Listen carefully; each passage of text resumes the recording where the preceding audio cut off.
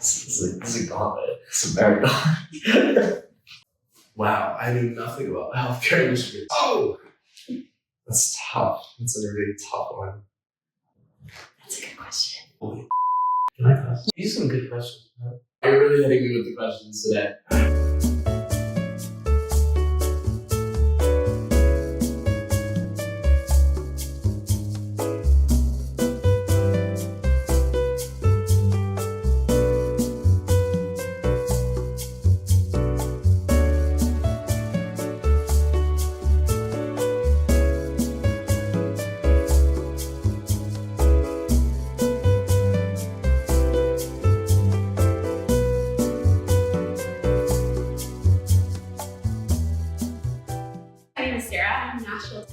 My name is Jay. I'm a sophomore from Los Angeles. I'm Kieran. I'm from New York City. I'm Will. I'm from Chapel Hill, North Carolina. I'm Paul. I'm from Lebanon. I'm Layla. I'm majoring in maths at econ and I'm from Dubai. My name is Candy. I'm studying international politics and I'm from upstate New York.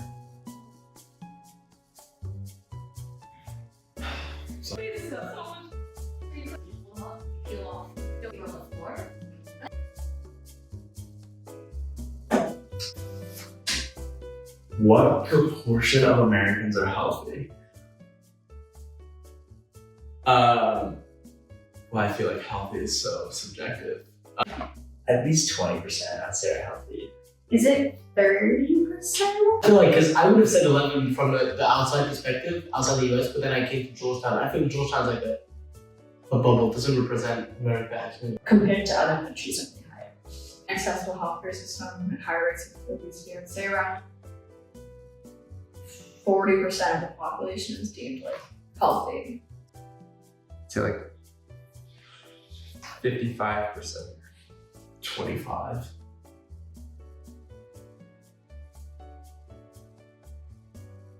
That's how old is it? 11%. Really? Well, I thought they're the standards. Wow. Holy can I pass? That's it. Really? 1 out of every 10 people. Wait, that's healthy? Of Americans. 12? Wow. Hey, that's crazy. What?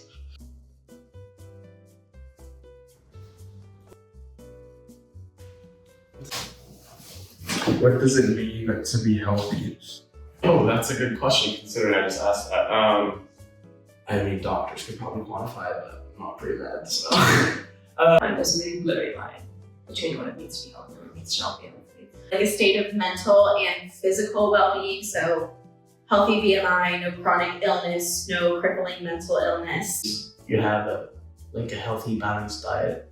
No illnesses, no like chronic illnesses, no like cold, flu, yachting. Balance there, and then like another component for like activeness, like how active you are. You're doing all you can to be like in a good place for yourself. I think that's healthy. How much do you exercise? Like, what do you eat, and how do you like interact with other people? And, like relationships, those are like the most important things. Do you think our relationship is healthy? Mm-hmm. Mm-hmm. Next question. Why do some illnesses carry stigmas? That's a good question. General societal like views of illnesses, I think, are a result of like the media we consume. Like I feel like people like live in bubbles where they don't really come across people who may have different illnesses. People like to write people off as broken so that they don't have to have proximity to that.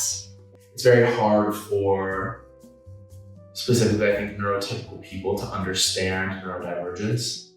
The root of all stigmas is due to like a lack of understanding. I think that's like comes from like all across the board. Like, and I think generally speaking about all things that stigma comes from, when stigma just comes from misunderstanding and people feel natural fear. What counts as a disability? Who decides? These are some good questions. Right? Thank you. Oh, good stuff. I feel like you're really hitting me with the questions today. Obviously there are there can be some objective standards. Like are you able to like go about your day in like our society currently? That's actually a really good question. I have family members that technically have disabilities, but I do think it covers like a very broad range of things. I think anything from like chronic migraines and asthma as disabilities as much as being hard of hearing or not able to walk. Anything that hinders you to the point where it's hard for you to function in society without certain accommodations. Like anything that impairs your ability to do something that compared to like the average person, I guess. But I feel like there's a very big discussion around people who are not considered disabled to just be considered temporarily able right now, because at some point in all of our lives, whether that's when you're older or just because you break your leg, everyone kind of goes through disability. I was actually talking about this the other day with some friends about deafness and how in kind of contemporary society, people have manufactured deafness to be a disability. But deaf culture is actually really strong, really robust, and really impactful to the lives of deaf people, such that many of them argue that deaf is actually a gain. Society decides, but I think that there's a very broad category of people who aren't accepting as being accommodations, which needs to change. To try to define disability as some like fixed idea is in itself restrictive. What makes a good doctor? Well, I don't want to say like the hard skills, because all of them, in theory, should have been given the same skills through the same education. I think a good doctor is somebody who's empathetic and also knowledgeable. One, be like professional and good at what they do. So that means like being able to get to the root of like whatever illness, being able to like if there's specialties like surgery, do surgery, be able Personalizes their patients, probably. Someone that like tries to understand their background and culture and upbringing. Is someone that does everything in their power to heal their patients, whether that be of a mental or a physical ailment, and does so with integrity, not operating out of like a profit motive. I think a good doctor is someone who doesn't invalidate their patient's concerns. So a lot of the time women, I feel like it's a very common discussion that they have, that they feel like they go to the doctor for an issue and they just brush it off as, oh, you're being emotional, you're being hormonal, are you on your period? So I think a good doctor is someone who really listens to their patient and actually tries to understand that there could be something wrong rather than just, saying that it's nothing. But on the flip side, a good doctor isn't someone who also just diagnoses for the sake of diagnosing. So I think a good doctor really listens to their patient and uses their past experience to get to a conclusion. Right now, we have a healthcare system that is quote unquote good for people who are quote unquote the norm. And I think we saw that there were very, very few quote unquote good doctors. Sorry about the quote unquote. There are very few good doctors for everyone, right? It has to be like some sort of care for the person as a whole. Care enough to not just treat it like a case, like move on, case, move on. And then the care would also entail like following up with patients, maybe that's so it's a good doctor for me. I don't know, being good depends on having diversity in the healthcare force. And I think everyone's good for someone.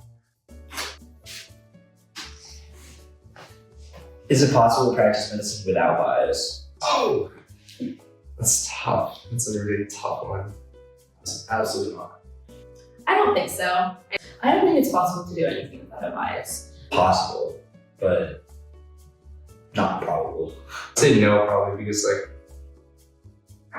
I feel like every like belief or every practice someone gives is like rooted in some belief that it's either like it's the right way to address something or treat something. At the end of the day, there are always biases, right? Even if you have strong cultural competency training, like at the end of the day, like our healthcare system is built on Western medical practices that we impose on patients that seek healthcare in the United States. I think, to my understanding, doctors are heavily incentivized for certain things, whether it be having a certain percentage of the patients in their practice have a certain vaccine, etc. So I do think that there's always kind of a motive. I also think that people's personal experiences probably lend to the diagnoses that doctors give, as opposed to the most like objective answer. Look at skin cancer in medical textbooks. There's only Caucasian skin. There's no brown skin, black skin. So I think that just informs the kind of doctors that we're educating. I know most studies like done in the United States focus on like either men, like healthcare in general focus on men, or like white people in general. And like bodies from different races and like genders definitely function differently just because of like genetics and hormones.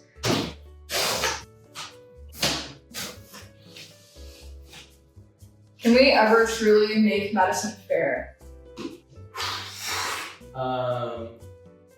That's also a tough question. I would hope so, but again, improbable. No, I'm hopeful in the future that there would be a system of healthcare where everyone can get the equitable health the healthcare and services that they need. However, I think we're really far away from that in a capitalist and very divided society. Unless you're able to provide healthcare to everyone in every single war zone across the entire globe, medicine can never truly be fair.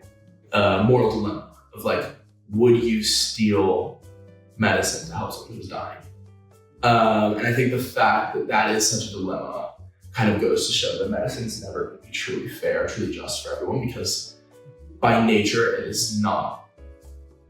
Because everyone has a different like split experience, which I think makes it hard to like describe the same medicine or treatment to everybody. Because there's an entire industry to protect, but there's also individual lives to protect. And there's a balance there, because even if the industry starts to crumble, which might help the individual lives who now have better access to medicine, there go the employment opportunities for everyone who's working in that industry.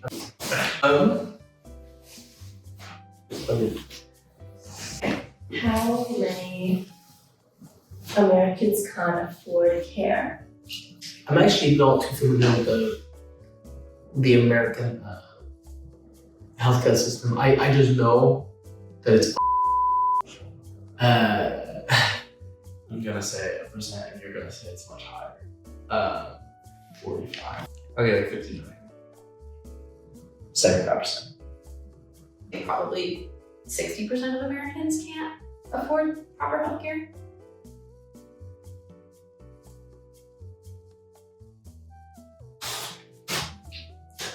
How much excess profits are there in care per year? I thought the healthcare industry was in debt. Not in debt. $400 million a year? Millions. 1 billion. $50 billion. 100 billion? I meant 1 billion, so it's 100 billion. Wow.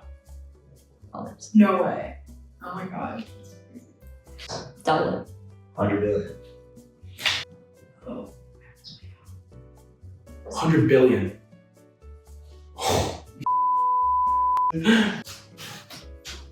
Alright. Medicine exists without profits. I think so. Like ideally, yes. Like, yes. Anything goes. No. No. Most of the people go into medicine do it because they want to take care of people. At the same time, they need to feed their own families. So there does need to be some sort of profit. But I think $100 billion is excessive. Like it is unfortunately just the world we live in, where it's it's people in the industry. Either way, someone's hurt. Those pharmaceutical companies are very profit driven and their research is very costly. So I don't think medicine can exist without profit. Like, you get these things, doctors without borders. I don't think that makes profit, for example. So yeah, it definitely can exist. It's just not going to exist like at a significant scale. Yeah, I mean, it shouldn't exist with this much profit, but I don't think it can exist without profit at all. How might climate change affect global health? Pretty greatly, actually. First of all, like natural disasters becoming more common in general. It's just not good. Like that can ruin a lot of like food systems and like nutrition, water systems around the world. More like in other countries, it's more impactful or more negatively impactful than it. So like at least a lot of people just have the resources to be able to handle the effects of it. You have more heat stroke, there's probably more pollution as well. There might be more natural disasters, but otherwise, like it's not that catastrophic because we have fail safes in the country. But in other places, across the world, they don't really have stuff like that. So if you have to like leave your home because of a climate disaster, you just have to know. There was like a couple years back, like a manifesto written about climate change by like some African country, I don't remember which one, that basically demanded reparations because they contributed the least, like empirically, contributed the least to climate change and also suffered the most from it. I think this is really interesting because I feel like people don't talk about these. Like, I mean, first of all, for example, water. So limited access to water, it's going to cause a variety of health issues. Is immortality the end of humanity? I don't know. I think I grapple with this question. Either way, it's a yes. Good question. I don't say it's the end of it. So it's obviously we're immortal. But with immortality, we'd be like a completely different species. Everything would change. I don't think it's the end of humanity, but I do think we are trying to get closer and closer to immortality. I mean, every year we're trying to live longer and longer. I feel like everything we strive to do is to like improve like life quality and like life. In many ways, like the fact that we are mortal, the fact that we do die, really shapes how humanity functions. I think everything's meant to die. Everything's temporary. Oh, absolutely. I think the human experience is defined by being mortal. That's what drives so much of our behavior, our emotions, whether that's retirement planning or how the family unit operates. So I think if humans were ever to be immortal, we would lose our humanity. Honestly, if people were, I think that would solve a lot of issues that are like going on in the world. Like, I think inherently we are greedy because we know that we're on like a time limit, and then we know that we're also competing with like basically everyone else in the world. Like, in my time here, I'm gonna get like, the best job. I'm gonna like do whatever, because you know that you have like a deadline. And I feel like that drives a lot of that like greediness and like competitiveness with other people. I honestly think it could be like a good, like if immortality were to exist, it could be like a good thing. Like, I feel like there would be less struggle for resources. I feel like a lot of wars could be stopped. Like, people wouldn't be fighting over like basic needs because they're immortal. Like, if they don't need things to survive, I think a lot of that like fundamental struggle is gone. How do you feel about the future of medicine? I really don't think about it, which is like, yikes. Hopeful. Currently, it's kind of weak. Positive to some degree, just because like there's so much more information available, so much more like research and all that good stuff. I do feel that we'll continue to make incredible developments. I hope to see a concrete cure for cancer. Personally, I hope to see a concrete cure for migraines. So I do feel as though equity of healthcare probably won't be solved in the next century at least. I do feel that the future of medicine is robust with developments in terms of treatment. Good doctor. But like it seems that like a lot of people, maybe even myself, are like a motivation of the money, and money's become a big issue with the healthcare system, and it's become so unequal that it's like tough to see a future in which everybody gets treated equitably. I think I'm pretty optimistic. I mean, when it comes to things like, if you see surgeons who are practicing with those tiny microscopic tools to do surgery with like little robots, I feel like that's very interesting. I mean, I think hopeful. I think I'm a very hopeful person. I think that there are great scholars in the US field of medicine. And if I were to say like let's look 100 years ahead of now, I don't think we can relatively develop as much as that. I think it's been like going like that. Now it's like absolutely a little bit. Maybe AI is going to change that. I don't know if I so much support the idea of like AI nurses. I think inherently doctors and nurses, like, while their knowledge is an extremely important, well, it's the main reason that we employ them, but their human connection, just being able to speak to someone while you're going through this tough time